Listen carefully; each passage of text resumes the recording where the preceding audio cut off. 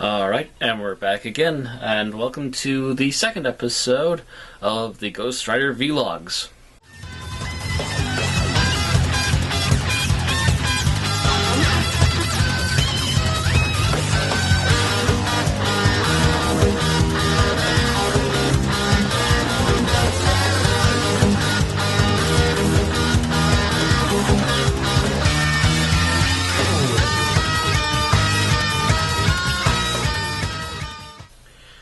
So, today's issue is going to be Marvel Spotlight number 6. This will be the second Ghost Rider comic book before he started his own series, the title of which is Death Cry the Angels from Hell.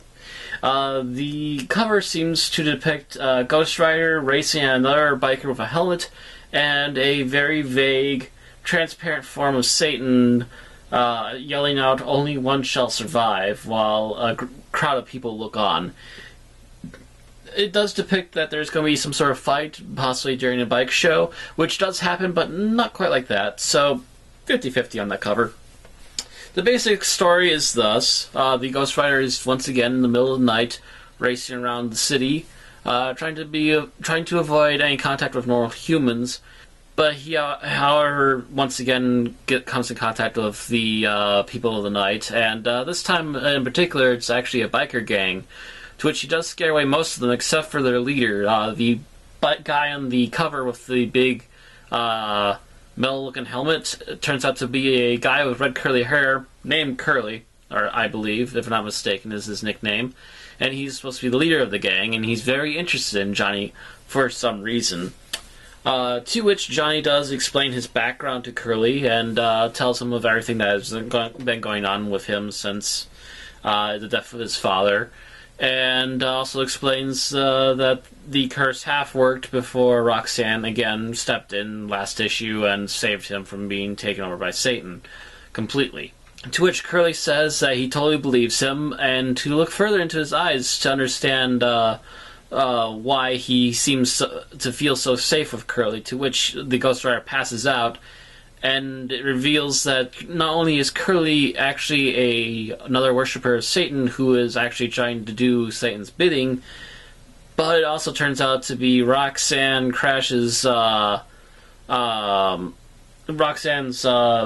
Crash, who is also one who sold his soul to Satan, but his contract was a bit different. Instead, he was allowed to continue to live after the accident, and that he is supposed to now help Satan to get Johnny Blaze in order to reassure his connection to the living world still. However, upon trying to take Johnny Blaze's soul completely again, the connection with Roxanne apparently still is working overtime and causes Satan to not be able to do it. Satan then orders Crash to find a way to weaken the connection so that way he can take Johnny. They first of all tried to start up a fight between the two of them, which does open up the possibility, and then they also attack Roxanne during the bike show, which she is now solo running at this point, to which Johnny has to interrupt as the rider in the middle of the night, and she does recognize him for being the Ghost Rider. Obviously, some of his skills are ones that she has seen before, and even the glowing skull face doesn't detract from her ability to see a lot of his method in it. One of the bikers does grab Roxanne and tries to run off of her. Johnny continues to chase the guy until the point that he crashes. Luckily, Roxanne lands on a soft pad that was left over from something else that was happening in the same arena area that they have. And it comes off as a big show to all the people who are watching. However, in the midst of all the confusion, Johnny, of course, has to leave until the transformation turns him back to a human. But while he is gone, Roxanne's father, still hiding himself as Curly, attacks Roxanne and renders her unconscious, and opens up the ability for Satan to come after Johnny, and thus, again, ends our story for today. So, looking back on it, artwork, again, very nice. The good, mentioning all the good, the artwork is very nice, the colors are nice, the covers are still great so far. I really cannot say enough about the good things about this, and even while they're rehashing some of the intro story from last time, they are at least trying to do it with different art and trying to summarize it as best as they can.